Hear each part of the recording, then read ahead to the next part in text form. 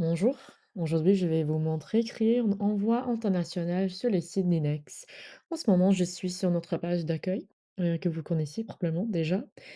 Je vais créer un nouvel envoi et on va commencer avec les détails de l'expéditeur. Dans mon cas, les champs sont déjà remplis parce que j'utilisais cette adresse comme adresse par défaut, mais je vais tout recommencer pour vous montrer le processus complet.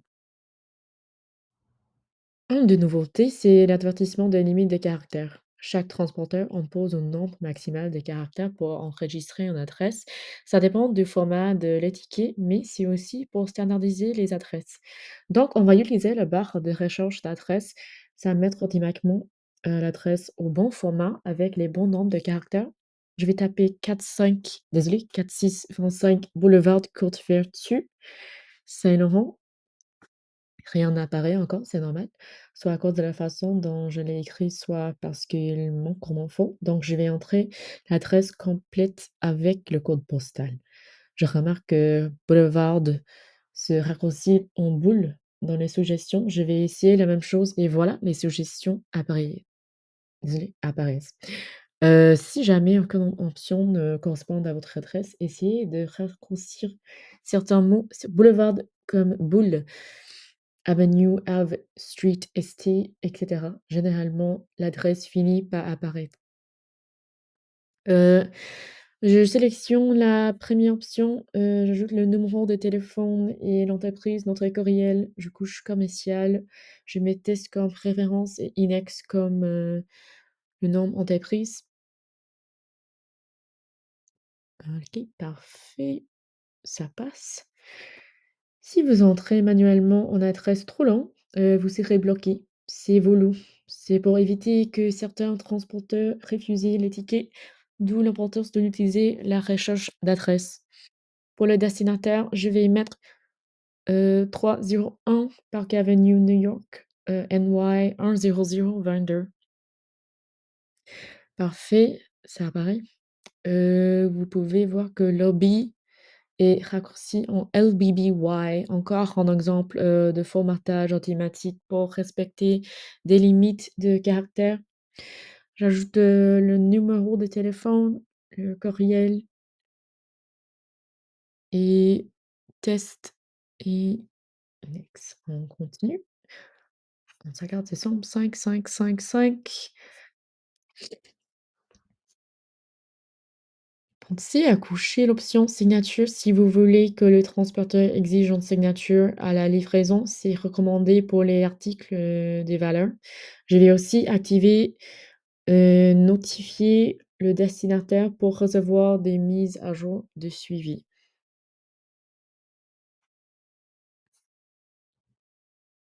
Pour la facturation, je choisis facture à mon compte.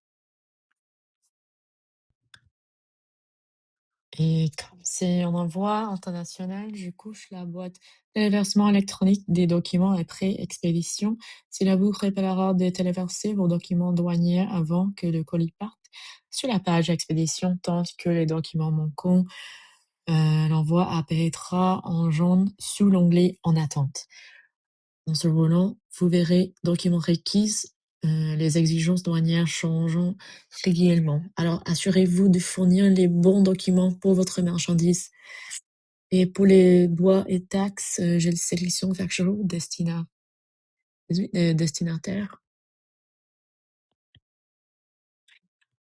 Oups, OK. Maintenant, je dois décrire la marchandise et je vais y mettre,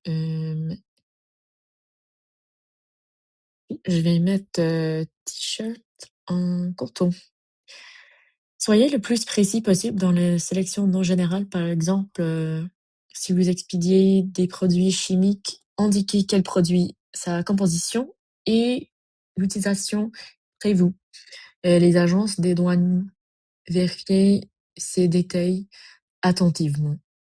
Assurez-vous, aussi d'avoir le bon code, HS ou SH.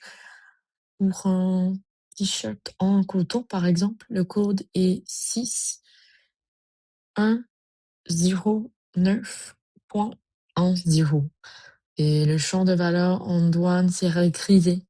C'est normal, le plateforme calcule automatiquement la valeur totale selon la quantité, la valeur unitaire. Alors, voici les tarifs. Vous connaîtrez, la page, la nouveauté ici, c'est la barre de tri en haut. Vous pouvez trier par service, date de livraison, valeur ou prix. Par exemple, ici, FedEx International First coûte, 409 et 23 et l'option la moins chère est 33 et 90. Choisissez l'option qui vous convient, créez votre ticket et n'oubliez pas de téléverser tous les documents douaniers nécessaires après. Voilà, merci d'avoir suivi ce tutoriel. J'espère que ça vous a été utile. Si vous avez des questions ou besoin d'aide, n'hésitez pas à nous contacter. Nos informations apparaissent dans la prochaine diapositive. À la prochaine!